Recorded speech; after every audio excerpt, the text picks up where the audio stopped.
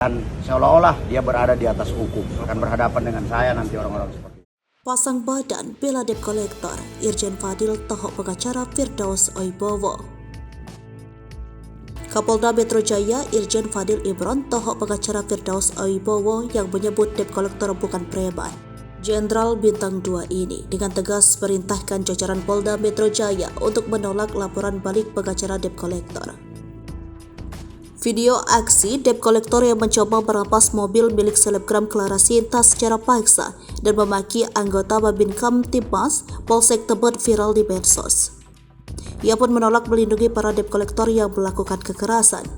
Sebelumnya, pengacara Firdaus Oibowo menyayangkan sejumlah debt collector yang ditangkap dan ditetapkan sebagai tersangka oleh Polda Metro Jaya.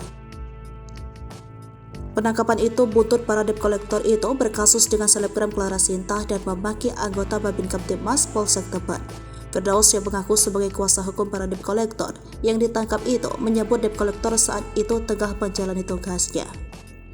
Ia juga menyebut keliru soal kata preman kepada debt collector.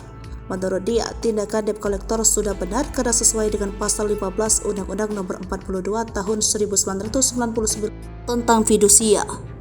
Artinya, tambah dia, dalam pasal 2 dan pasal 3 tersebut disebutkan pula bahwa kreditur dapat menguasai secara paksa objek barang atau benda. Lantas, siapakah sosok Firdaus Oibowo ini?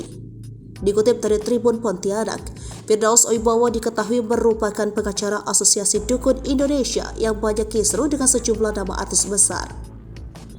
Ia mengaku Panglima Kesultanan Indonesia keturunan bangsawan. Pria berusia 46 tahun itu lahir pada 7 Juli 1976 di Tangerang, Banten. Firdaus Oibowo lulusan Fakultas Hukum Universitas Ibnu Khaldun, Jakarta. Ia juga tercatat sebagai lulusan dari Universitas Islam Syekh Yusuf jurusan Ilmu Administrasi Negara dan Pemerintahan. Karir Firdaus tak hanya berhenti sebagai pengacara saja, ia pernah terjun ke dunia politik. Firdaus disebut pernah menjabat sebagai Ketua Umum Komite Wartawan Reformasi Indonesia pada tahun 2017. Ia juga mengaku merupakan owner label musik Queen Black Pro sekaligus vokalis band Vertical Blue.